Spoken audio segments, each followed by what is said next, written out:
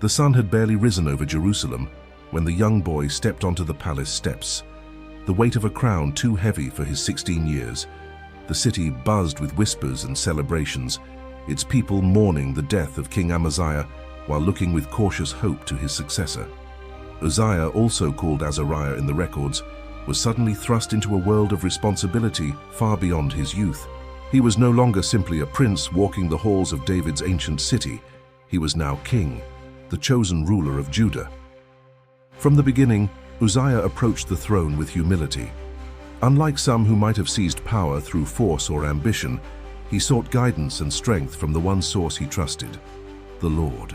Prophets and priests watched him closely, noting a reverence in his heart that promised a reign of wisdom and blessing. The scriptures tell us that he did what was right in the eyes of the Lord, just as his father David had done, 2 Chronicles 26:4, signaling a ruler whose priorities were grounded not in wealth or glory, but in faithfulness. Under Uzziah's leadership, Judah began to thrive. Military campaigns succeeded, cities were fortified, and the land flourished under careful management. The people felt secure, their confidence in the young king growing with each victory and each act of wise governance.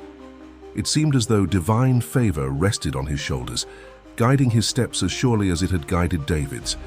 But even in these early days of triumph, subtle tensions began to emerge. The young king's success attracted attention from neighboring nations, and with power came influence, wealth, and the temptations that accompany both. The line between devotion and pride, service and self-interest, had yet to be tested, but the stage was set. The boy king who had started with humility would soon face the first trials that would reveal the depth of his heart, the resilience of his faith, and the shadow that prosperity could cast over even the most righteous ruler. As the years unfolded, Uzziah's reign blossomed into a period of remarkable prosperity. The young king, once inexperienced and tentative, now commanded a well-trained army that marched with confidence across Judah's borders. Cities were reinforced with towering walls, gates gleamed with fresh ironwork, and watchtowers punctuated the hillsides, symbols of both security and the king's growing authority. Under his guidance, agriculture thrived. Fields yielded abundant harvests, and vineyards and olive groves spread across the land, feeding the people and filling the royal coffers. Before we continue with Uzziah's dramatic turning point, take a quick moment to subscribe to the channel and tap the notification bell. That way, you'll never miss the next powerful Bible story that brings history and faith to life. If you're finding this story eye-opening, hit the like button to let others know and help more people discover these timeless lessons. The king himself became a figure of awe. Skilled in strategy and deeply intelligent, Uzziah demonstrated wisdom beyond his years. Craftsmen, builders, and engineers flourished under his patronage, introducing innovative techniques in construction and warfare that would secure Judah's strength for decades. His victories and advancements were widely celebrated, and the fame of his reign extended beyond the borders of his kingdom, drawing envoys from distant lands who came to witness Judah's rise. Yet prosperity carries its own peril. The young king, accustomed to success and unchallenged authority, began to sense a power within himself that rivaled even the guidance of God.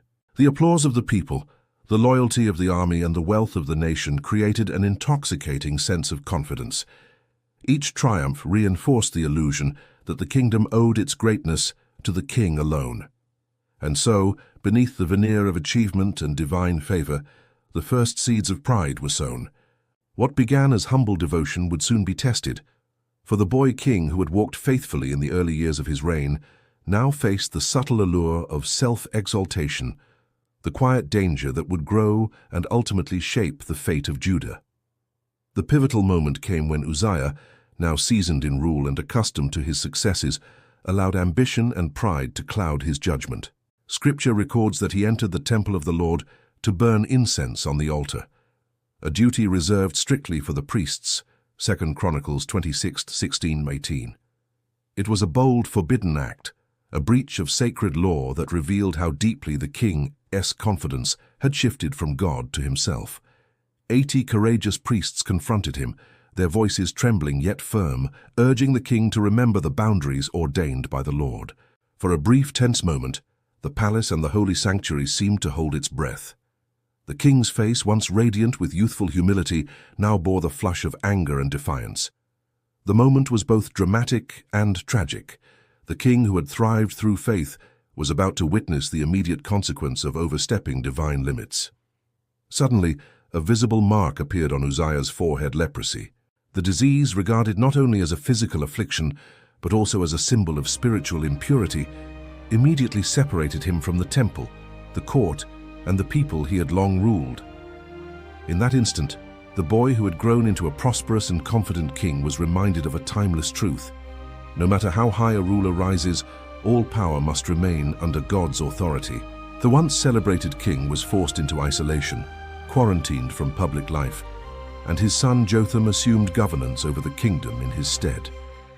Uzziah could witness from afar the consequences of his actions, both the judgment of God and the enduring stability of Judah under his family line. His story became a living warning. Even a heart that begins in faith can falter under the weight of success, pride, and unchecked ambition.